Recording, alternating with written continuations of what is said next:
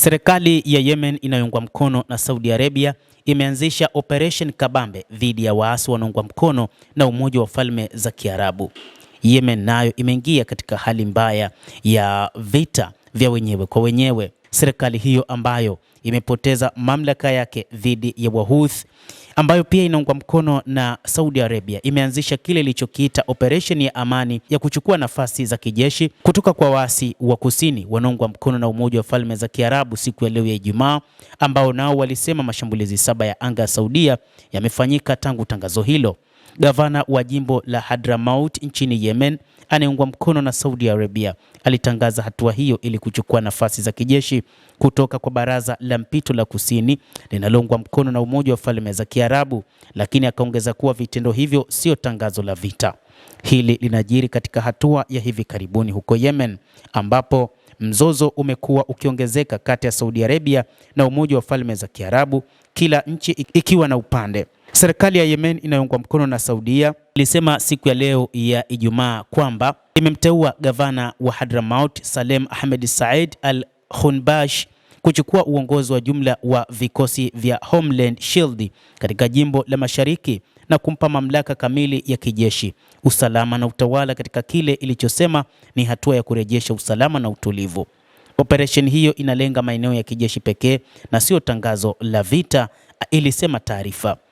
UAE inaunga mkono kundi la wapiganaji wa STC ambayo iliteka maeneo makubwa ya kusini mwa Yemen mwezi uliopita kutoka kwa serikali inayotambulika kimataifa inayoungwa mkono na Saudi Arabia, ambayo nayo iliona hatua hiyo kama tishio.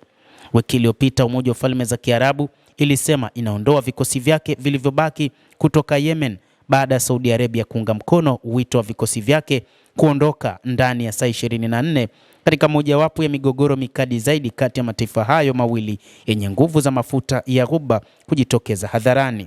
Lakini ni kipi ambacho kimesababisha mivutano kati ya Saudi Arabia pamoja na Falme za Kiarabu UAE? Mwaka 2019 Saudi Arabia na Umoja wa Falme za Kiarabu ziliungana kwa pamoja kuungana na serikali inayotambuliwa kimataifa ya Yemen dhidi ya wapiganaji wa Kihouthi wa nchini Yemen, licha ya kwamba walishindwa na wapiganaji hao kuteka mji mkuu wa Sanaa pamoja na maeneo mengi karibia robo tatu ya taifa hilo. Habari za hivi punde zinasema juhudi zinazofanywa na Marekani kukabiliana na mashambulizi yaliyoanzishwa na Wahouthi nchini Yemen dhidi ya meli zinazopita katika Bahari Nyekundu zinakabiliwa na kikwazo kikubwa kutokana na kutoelewana kati ya washirika wake wa Ghuba, Saudi Arabia na Imarati. Shirika la habari la Bloomberg limewanukuu maafisa wa Yemen na Saudia wakisema Abu Dhabi inaunga mkono hatua za kijeshi dhidi ya Wahouthi, huku Riyadh ikihofia operation hizo zinaweza kuhatarisha mapatano tete na wapiganaji wa Kihouthi nchini Yemen na kudhoofisha juhudi za Saudi Arabia za kufikia usitishaji wa kudumu wa vita. Hii sio mara ya kwanza kuwepo tofauti kati ya washirika wawili wa Ghuba ya Kiarabu, licha ya kuwepo kwa ushirikiano wa kiuchumi, kisiasa na kimkakati kati ya Umoja wa Falme za Kiarabu na Saudi Arabia. Moja kati ya sababu inayotajwa ni mivutano juu ya mafuta.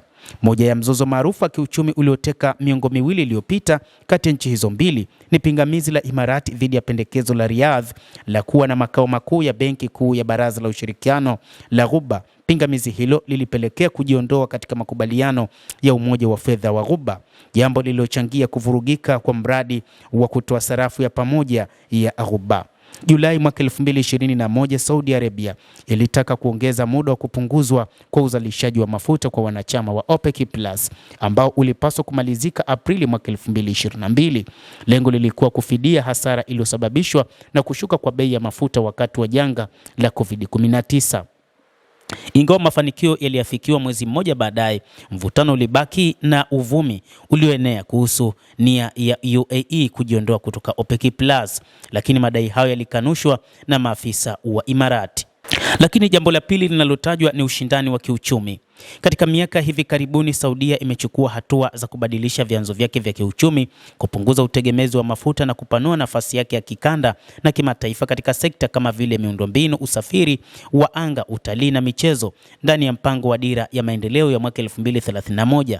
Hii ilionekana ni jambo lisiloepukika, kwa hivyo lingezua ushindani kati ya Emirati na kila mmoja kutaka kuwa kitovu cha biashara na uwekezaji katika eneo la Ghuba na Mashariki ya Kati kwa ujumla. Lakini moja kati ya jambo jingine lililotajwa ni suala la Sudan. Sudan ni eneo muhimu la kimkakati, linapakana na Bahari Nyekundu na inachukuliwa kuwa kiungo kati ya Mashariki ya Kati, Afrika na eneo la Pembe ya Afrika, pamoja na utajiri wake wa maliasili ya dhahabu, fedha, zinki, chuma, shaba, mafuta na gesi asilia, pamoja na kilimo na mifugo. Sudan ilikuwa moja ya nchi ya kwanza kuunga mkono muungano unaoongozwa na Saudi Arabia nchini Yemen na kutuma takribani wanajeshi 15,000 kushiriki katika vita hivyo. Uhusiano kati ya baraza la utawala wa mpito Jenerali Abdel Fattah al-Burhan na makamu wake wa zamani Mohamed Hamdan Dagalo anayejulikana kama Hemedti, ambaye anaongoza vikosi vya msaada wa haraka vilivyoshiriki katika vita vya Yemen, umeharibika, na wakati huu inadaiwa kwamba Umoja wa Falme za Kiarabu unashirikiana na upande wa Jenerali Abdel Fattah al-Burhan. Kwa hivyo wakati huu vita vinavyoendelea huko katika nchi ya Sudan vinatajwa kuwa ni moja kati ya sababu zilizochochea mgogoro huo huko Sudan, huku Saudi Arabia ikiwa upande wa wanajeshi wa kiserikali. Mtazamaji, endelea kutufuatilia, lakini usisahau kulike, kucomment na kusubscribe channel yetu hii ili upate habari hizi kwa mapana hapa The World News. Jina langu ni Adam Hussein. Endelea kuwa nasi wakati wote, endelea kutufuatilia uweze kujua mengi.